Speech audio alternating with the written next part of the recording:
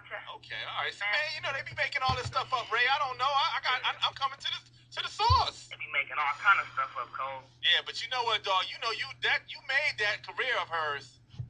Man, I did that, Cole, not me. God did that. All right, well, you know you open them doors, brother. You know that. Like you know, nobody never heard of her until they heard of Ray J. You know what I'm saying? God makes a way for us all. All right, my brother. Well, look, listen. I like the. Let me just first, before I even get into this, I just got out of class, a philosophy class at that on the Southside campus, and I was asleep. So I get a text message to my phone or from my emails from Z1079, the radio station here, and it says Ray J responsible for Kim Kardashian career and a whole bunch of other stuff. So apparently today Ray J went and called in on Kobe or whoever the hell he is. I don't listen to the radio. I don't think anyone listens to the radio anymore, but whatever. Obviously, he called into the radio to clear all the things up that were listed in my last 3 videos. The For Real Ray J Part 1, 2, and the Tougher Than Ray J, People Tougher Than Ray J, Things That Are Tougher Than Ray J video. So, he said a whole lot of things in this little interview with Kobe Cole or whoever the hell he is. I got a little list. Oh, y'all can see that. Got a little list. I'm about to run through this really fast.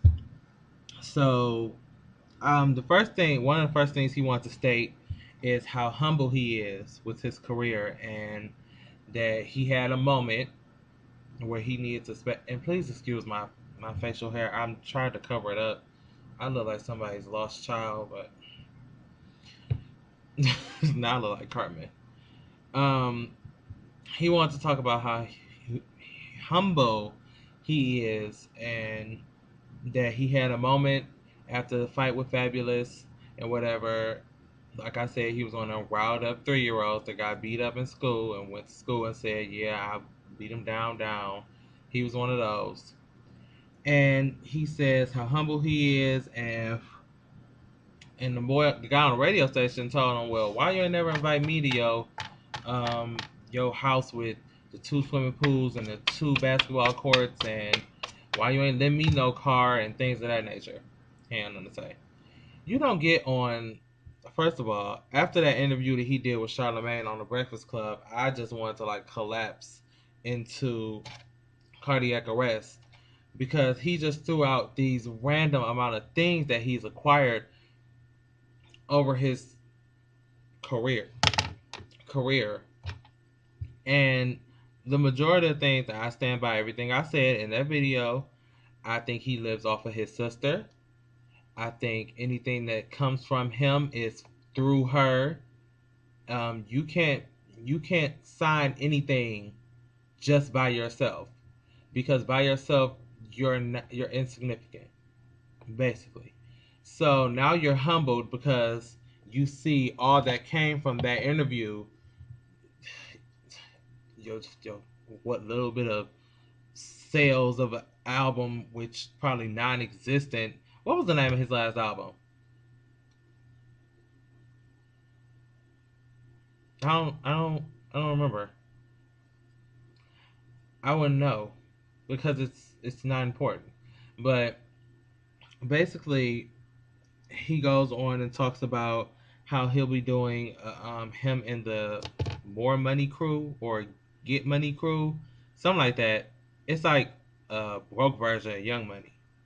So they'll be doing a 60-day, 60-city tour.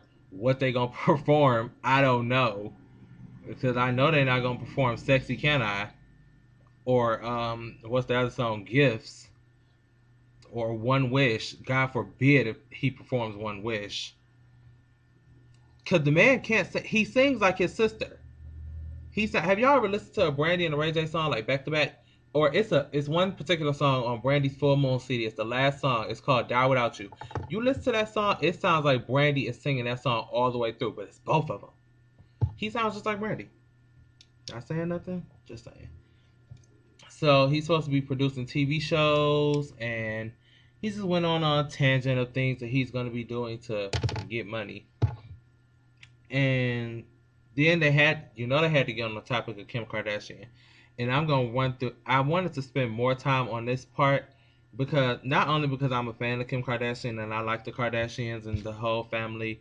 I'm not a big fan of Rob, but other than that, I love the Kardashian family altogether, what they stand for and whatever. So the guy on the radio decided, I played this clip, a little bit of it. He asked Ray J, is there somebody obviously purchased or bought the rights to the sex tape that they had back then, and he wants to know if Ray J got a cut from it. And Ray J said no, he don't know nothing about it. He just wants to be over, which is perfectly fine. It's completely understandable. Shouldn't did it in the first place, you big dummy. But then he goes on to tell Ray J that he essentially gave Kim Kardashian her career, or gave her her limelight, and that nobody knew who she was until Ray J. What people don't understand about the Kardashian dynamics, the Kardashians would have been the Kardashians without Ray J or Lamar or that other guy that Kim just married. They would have still been the Kardashians. Do y'all know who her father is? Do some research on Robert Kardashian. Robert Kardashian used to work in the music industry alongside being a lawyer, which is one of those little things people don't know. And not to mention, for him to say that no one knew who Kim Kardashian was before Ray J, no, you got it wrong. No one in Cleveland or in Ohio or maybe on the East Coast for that matter knew who Kim Kardashian was before Ray J. Because the entire West Coast and people who keep up with pop culture know who Kim Kardashian was when she was kicking it with Paris and being a celebrity stylist and things of that nature. Because that's where she started, as a celebrity stylist. And then, she gradually came into the more, I like this little emotion, she gradually came more into the limelight as she got more clients and more important clients, more importantly. And not to mention, she's friends with Paris Hilton, who is, a socialite. She really has no significance, but I like Paris. I like Nicole too. I guess they're all friends. They all lived on the same street or something like that since they were like embryos. So for you to say that she was basically a nobody before Ray J, that's an incorrect statement. And Kobe, hi, it's Darrell speaking. You need to do your research, get on Google and Google Kim Kardashian and figure out, or just Google the Kardashians and get you some homework. Do I need to send you a worksheet? I'll send you a worksheet. I hate when people, that really aggravates me when people say other people are responsible for other people's career. Especially if you don't know what happened before the most significant or one of the most dramatic parts of their career. It's tacky and you look immature and you look stupid, especially to people like me who know about pop culture and know exactly what went down to make Kim Kardashian who she is and make the Kardashian family what they are now. If you don't know the background of it, you can't speak on it. Bottom line. Let's take it back to Ray J. Ray J, you full of S. If you ask me, you got beat up. You seen what happened, the repercussions, the bad publicity and the bad press you got for going off on the radio, and now you decide to get on here and talk about how humble you are after you gallivanted around and said you got 753 Rolls Royces in your driveway of the house that you have that has 2 swimming pools, one on the inside and outside, and 2 basketball courts, one on the inside, one on the outside. And then when asked why didn't you tell anyone about this, you had nothing to say because you're a liar and you full of it and you nothing without your sister. I said it. And if you wanna send the South Siders over here to the West Side, tell them to come see about me, cause I ain't scared. No, really, don't send the South Siders over here, cause I don't mess with them for real.